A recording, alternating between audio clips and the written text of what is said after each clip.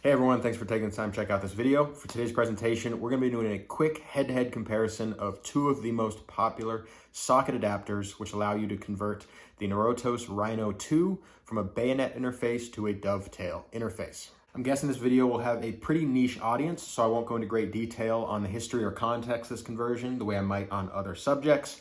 However, let's knock out a quick familiarization just in case.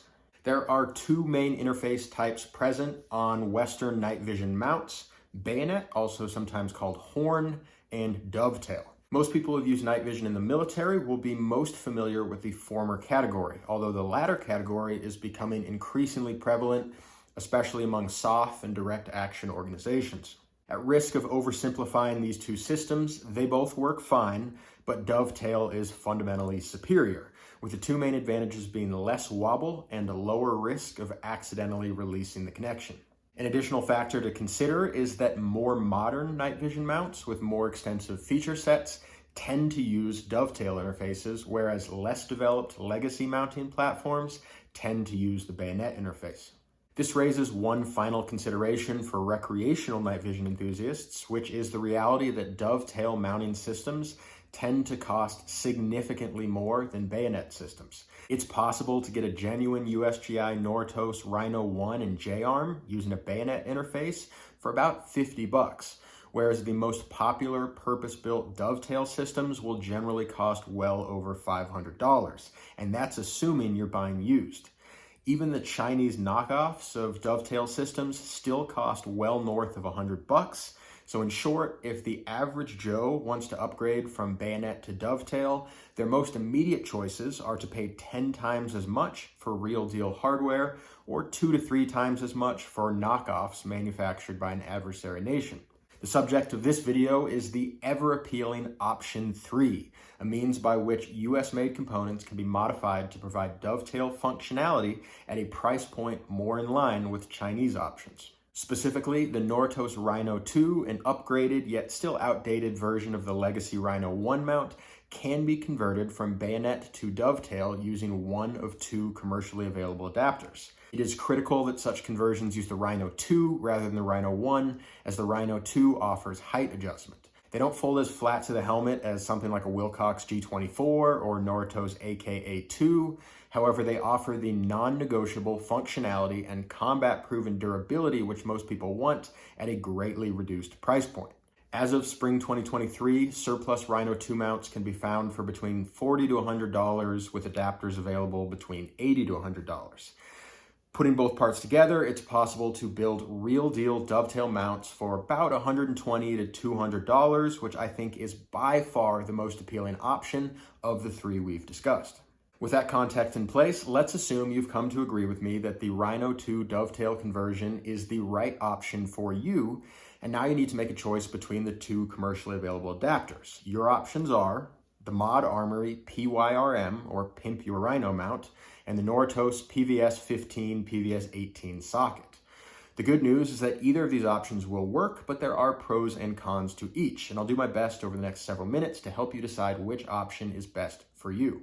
The Mod Armory PYRM is an aftermarket product made in the USA by Integrated Components and marketed by Mod Armory, based out of Colorado Springs, Colorado. I will say I don't really understand the relationship between the brand names Integrated Components and Mod Armory. It's possible those are two faces of the same coin. It's possible they're two totally separate companies.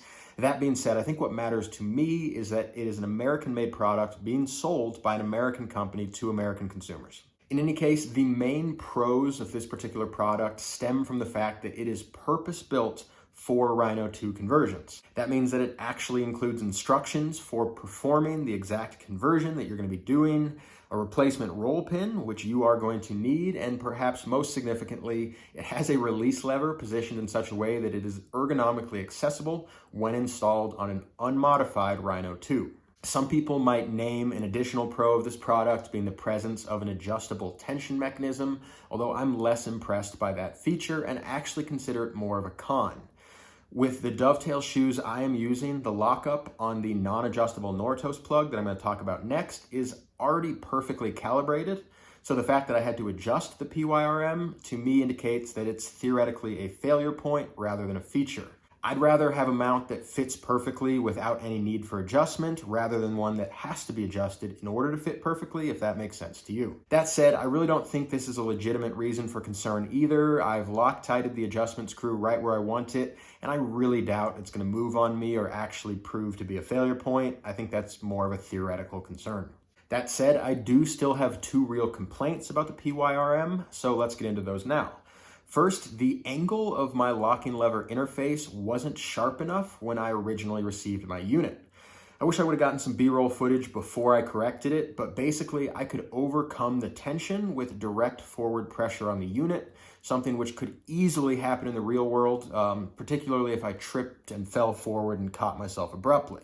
As you can see, I used a jeweler's file to reprofile the aluminum locking surface, and while this was super easy and has 100% corrected the issue, I should not have had to do that in the first place. My second complaint with this unit is the forward and rearward adjustment locking knob.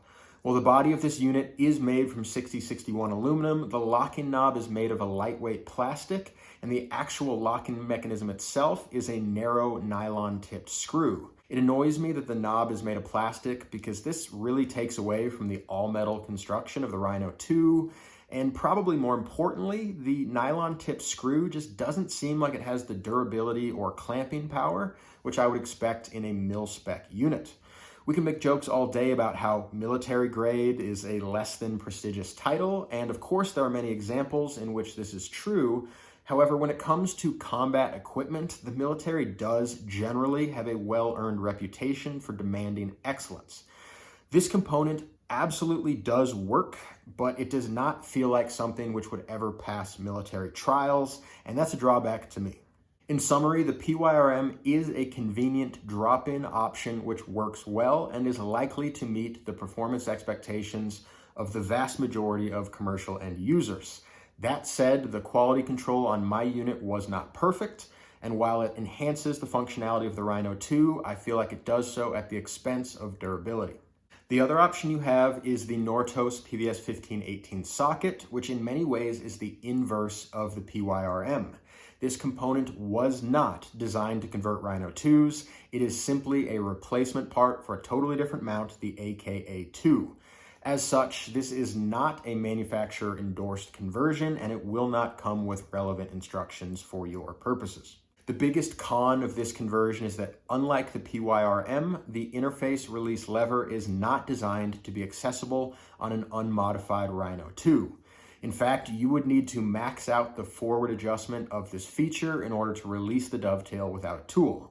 Some people actually like this feature, especially if they're not taking their nods off and on from their helmet. However, I personally do not, and you can see that I modified my Rhino II with a hacksaw and a hand file in order to access the release when my nods are properly adjusted to my head. Obviously, this is a fairly invasive conversion, which required confidence with tools and introduced the risk of seriously damaging or destroying the mount itself. Additionally, it's something that once you've started, you really can't go back from. If you're going to convert a Rhino II to use this cutout, then you've pretty much punched your ticket.